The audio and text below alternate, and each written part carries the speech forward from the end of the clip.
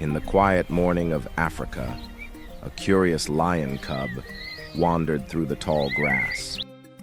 He took one step, and the ground suddenly collapsed beneath him. A deep, thick mud started pulling him down. His tiny paws kept slipping. His cries were heartbreaking, screams for help. The first to hear him was his mother.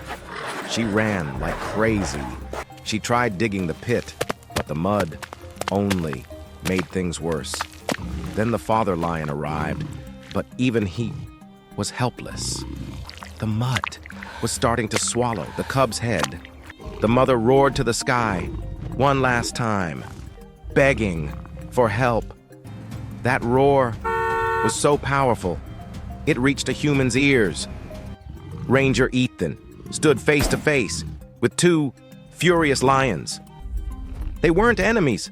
They were begging for help. Ethan held his breath, and then he saw the cub. There was no turning back. Now, the rescue had began. The plank was slippery. One mistake meant death. The cub was sliding every second, deeper. Ethan knew. The plank was useless.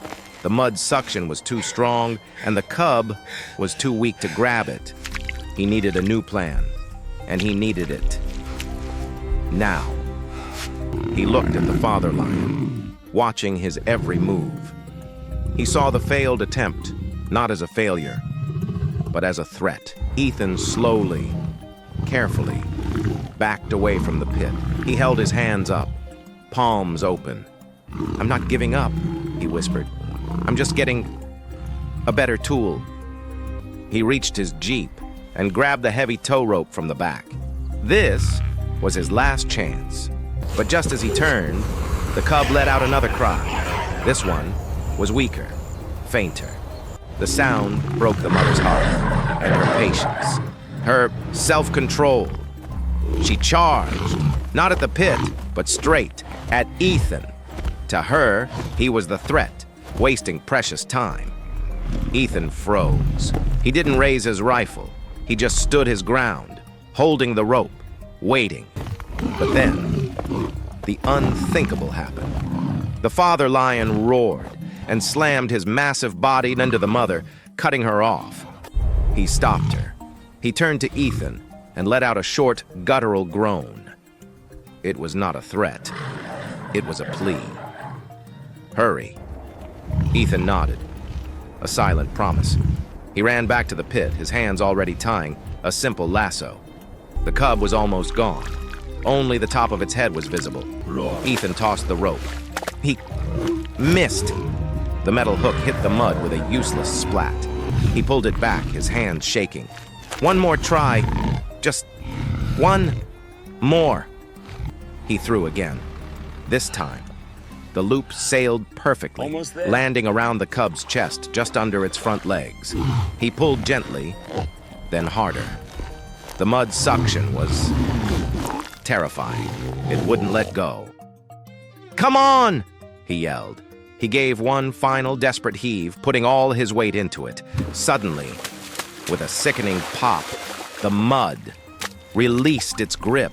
Ethan fell backwards as the weight came free, pulling the tiny mud-caked body onto solid ground. It was over.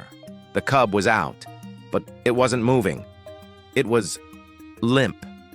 The mother lion crept forward, her charge forgotten, replaced by a terrible, agonizing fear. Ethan didn't move. He lay on the ground, too tired to stand, watching the mother nudge her baby. She nudged it, and then a tiny cough, a sputter. The cub's head moved. It was alive. It was alive. The mother immediately began to clean it, her rough tongue licking the thick mud from its face. The father lion stepped forward. He stood between Ethan and his family, a silent, powerful guardian. Ethan finally got to his feet. He picked up his rope, never taking his eyes off the king. He began to walk backwards, slowly, towards his jeep. The rescue was complete. The family was whole. Just before he reached the door, the father lion turned his massive head. He looked directly at Ethan, and he gave a long, slow blink. In the world of lions, this is the ultimate sign of trust. Ethan nodded. No words were needed.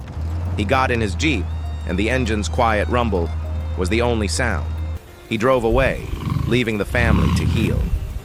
The mother picked up her tired, but very lucky, cub. That day, on the quiet African savannah, a miracle happened. But it wasn't just the saving of a life. It was the moment two worlds collided, the world of man and the world of the wild, a moment where instinct and aggression were defeated by compassion and trust. If this miracle touched your heart, share it to give hope to a friend. Because sometimes the greatest courage is not in fighting, but in trusting. And the greatest rewards are found where we least